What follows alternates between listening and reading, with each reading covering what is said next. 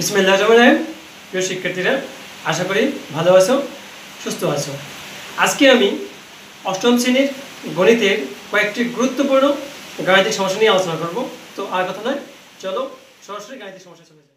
প্রিয় শিক্ষার্থীরা, তোমাদের পাঠ্য বইয়ের 9 নং গাণিতিক সমস্যা a = -3 এবং b = 2 হলে 8a³ + 36a² b plus 54ab² plus 27b³ আমরা অঙ্ক দেখে সহজেই বুঝতে পারছি যেটা একটা সূত্রের মাধ্যমে প্রকাশ করতে হবে।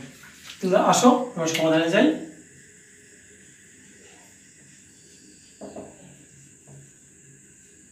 দেয়া আছে a = -3 এবং b = 2 প্রদত্ত রাশি যা দেয়া আছে আমাদের 8a³ + 36a² b plus 54ab² plus 27b³ এটাকে আমরা যে সূত্রের সাথে তুলনা করব তোমরা দেখেই বুঝতে পারছো, a² b ab² b³ শুধু সহগ ছাড়া সূত্র। তাহলে দেখো সূত্রটা লিখি আমরা, a + b তার হোল কিউব। সূত্র কি ছিল? a³ + 3a² b plus 3ab² plus b³ আমরা দেখেই মনে হচ্ছে যে এই সূত্রের সাথে আমরা এটাকে তুলনা করতে পারি। তাহলে দেখো 8a³ কে ভেঙে দেখা যায় 2a তার হোল কিউব, সূত্রের 3a²। প্রথম অংশ কি হবে? a 2a তার হোল স্কয়ার। এখন দেখো 2a তার হোল স্কয়ার, আমি এটা যদি ভাঙি তাহলে হবে 4a²। 4a² গুণ 3, 3 × 4 12a²। কিন্তু এখানে কত আছে? 36।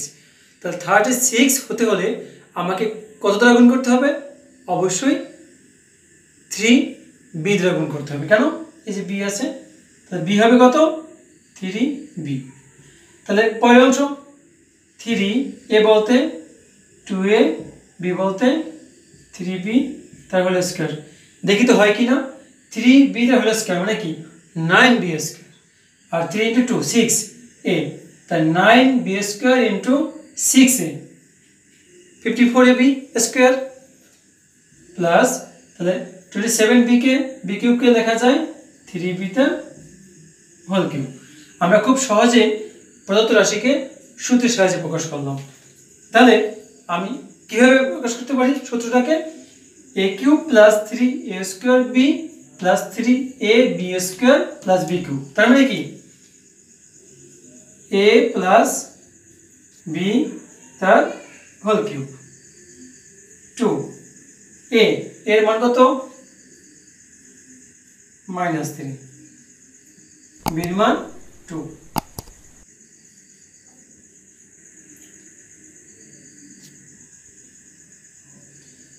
-3 × 2 -6 plus 3 × 2 6। -3 থেকে -3 যে -6 plus 6 তার মানে কি থাকে? 0, 0 এর কিউব আর 0 একই কথা, অ্যানসার।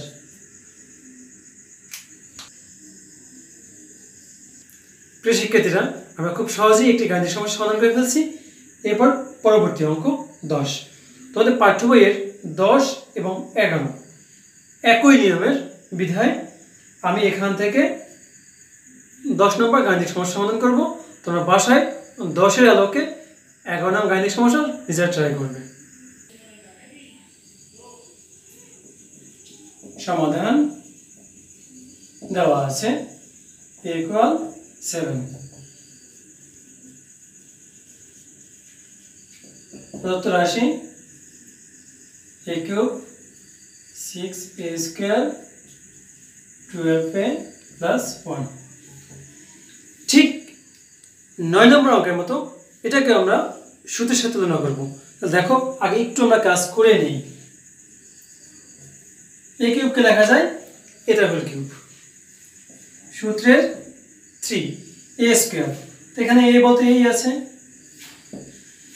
প্রিয় শিক্ষার্থীরা 6a স্কয়ার হওয়ার জন্য আমার কত দরকার? এখানে 2 দরকার। তো এখানে b কত? 2। 3a b স্কয়ার, 2 স্কয়ার মানে 4, 4 into 3 12, 12a, ঠিক আছে, প্লাস b কিউব, তাই b বলতে 2 কিউব, 2 কিউবকে 2 কিউব মানে কত? 2 into 2 into 2 8। কিন্তু দেখো এখানে কত রয়েছে, 2 কিউবকে ভাঙলে কত হয়? 8, কিন্তু এখানে রয়েছে 1, তাহলে আমি বেশি লিখেছি কত? 7 -7। তাহলে এই সমান সমান কথার মানে হলো এই লাইন সমান এই লাইন, তাই আমার দুই লাইন সমান হয়ে গেল। এইটুকু সূত্র কি? একটু আগে আমরা শিখেছি a প্লাস b তার whole cube, a plus b তার হোল কিউব, -7 থেকে যাবে। এর মান কত? 7, 7 প্লাস 2 তার হোল কিউব -7, 7 প্লাস 2 9,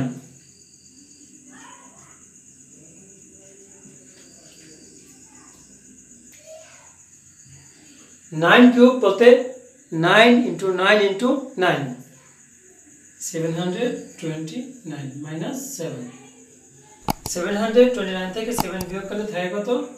722 आंसर। প্রিয় শিক্ষার্থীরা, আমরা খুব সহজে 10 নং গাণিতিক সমস্যার সমাধান করে ফেলছি। তোমরা বাসায় কিন্তু 11 নং গাণিতিক সমস্যা নিজে ট্রাই করবে, দেখে নাও। প্রিয় শিক্ষার্থীরা, বইয়ে দেখতে পাচ্ছ 12 নম্বর গাণিতিক সমস্যা, খুব খুব খুব ইম্পর্টেন্ট। চলো আমরা সমাধান করি।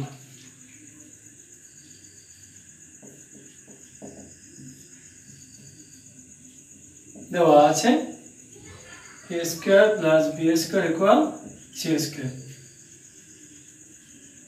বাম পক্ষ a to the power 6 plus b to the power 6 plus 3a square b square c square.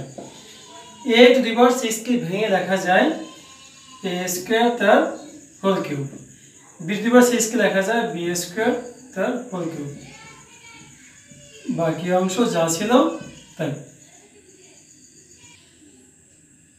এই অংশটুকু একটি সূত্রে পড়ে, তো দেখেই বুঝতে পারছো a cube plus b cube. সূত্র কি?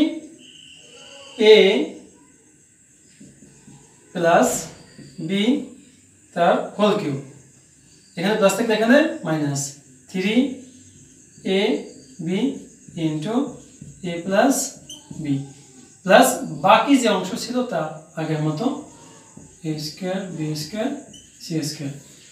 তোমাদের বোঝার সুবিধার্থে আমি সূত্রটা আবারও লিখি, a cube plus b cube, এটা হয় মান নির্ণয়ের সূত্র, a প্লাস b তার whole cube minus 3ab into a plus b। আমরা এই যে আন্ডারলাইন করা যে অংশটুকু এটাকে এই সূত্রের সাহায্যে তুলনা করেছি। তাহলে দেখো এটার মান দেওয়া আছে কত? c স্কয়ার তার whole cube, 3a square b square, এটার মান কত? c square plus 3a square b square c square. c square তার কিউব কথার মানে হলো c টু দি পাওয়ার 6। এটা কাটাকাটি যায়, পরীক্ষার সময় কাটাকাটি করার দরকার নাই, তোমরা করলেও সমস্যা নেই। c টু দি পাওয়ার 6, দেখো তো কি আছে আমাদের? আমাদের আছে c টু দি পাওয়ার 6 ডান পক্ষ, আমি লিখতে পারি সমান সমান ডান পক্ষ, অতএব বাম পক্ষ সমান ডান পক্ষ। কি বলছে? প্রমাণ করো। তাহলে প্রমাণিত। আমরা খুব সহজে খুব গুরুত্বপূর্ণ একটি গাণিতিক সমস্যার সমাধান করেছি, আশা করি তোমরা বুঝতে পেরেছো।